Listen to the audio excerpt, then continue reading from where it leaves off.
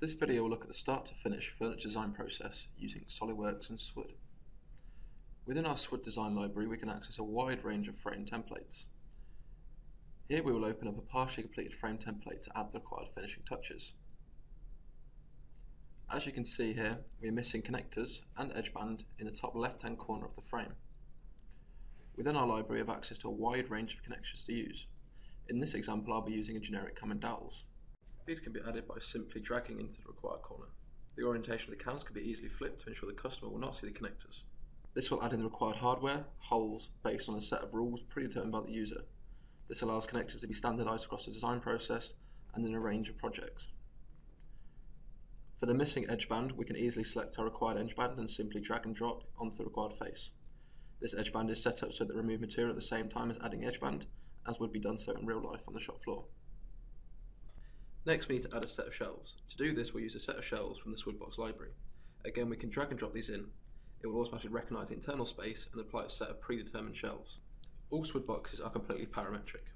In this case, we can simply and easily change the number of shelves from 4 to 2. Other SWOOD boxes can include doors, drawers, feet, and a wide variety of others. In this case, we can see that the shelf SWOOD box has automatically applied the shelves, hardware, and required holes in the frame, again allowing standardization across projects and users.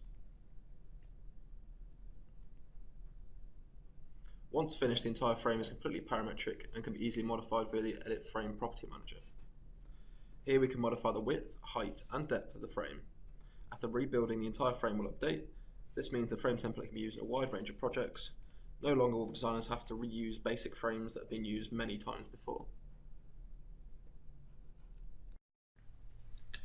Once our template is complete, we can use this within our layout design. Here I have a simple layout. I can access our pre-made templates within our library, and with a simple right click and insert copy, I can add the required templates. Using 4 location points, I can specify height, width, and depth of the frame, as well as location. As you can see, I've done here. We can then use the same template, but specify different size and location. Here I'll add the same template to the island of my layout. These two frames are now completely different sizes, and although the same template, they are completely independent of each other, meaning that one template can meet multiple different requirements within the same project. I can then repeat this process with the same template to give me the other frames of the layout, as I have done here. We can then also add in any of the templates from our library. In this case, I'll add a pre-made frame with a set of partitions.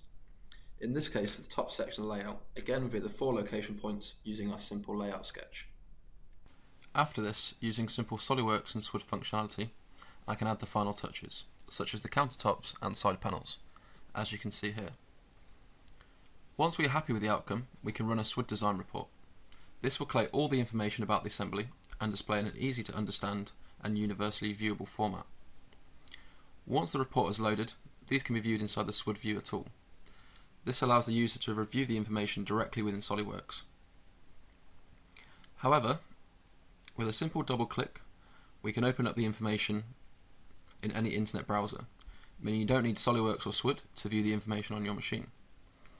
This report will give access to any drawings that have been made, converting them into PDFs automatically during the report process, meaning they can be viewed by anyone within the company on their machine.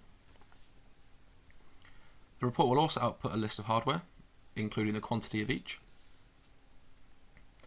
and a breakdown of the cost, including list of hardware, panel sizes, materials, and finally lengths of edge bands. Not only will SWOOD output a set of HTML forms that can be viewed by anyone, it can also be modified to output a set of CSVs, one of which including panel information which can be linked to SOAR optimization or ERP systems with little modification. Another such CSV can be that of edge banding. Once we have reviewed all the information collated, this can be sent to the relevant people within the company. I can now close down the SWOOD report. Once the design is finished, I can take the complete assembly into SWOODcam. We will first nest the assembly. This can be accessed with the tools drop-down. Once open, we can add in the desired source files. Here we will select the top level room layout. This will add in all the panels ready for nesting. With a simple click, we can get SWOOD to automatically calculate the arrangement of panels within the nest. We can then change any options with the nest. In this example, I will only change the offset between the panels to take the tool being used into account.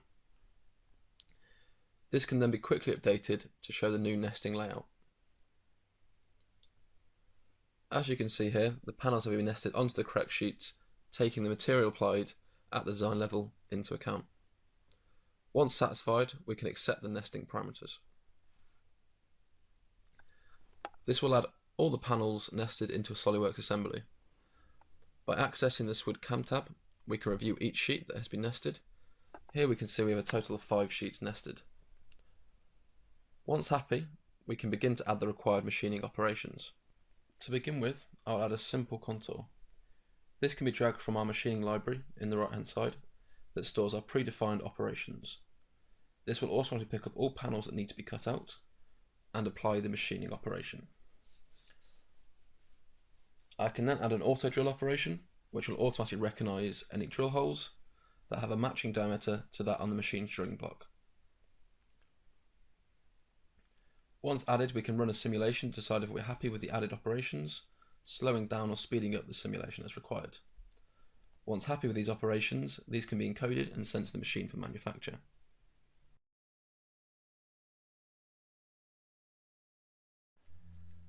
For more information, please visit our website at www.solidsolutions.co.uk. Thank you.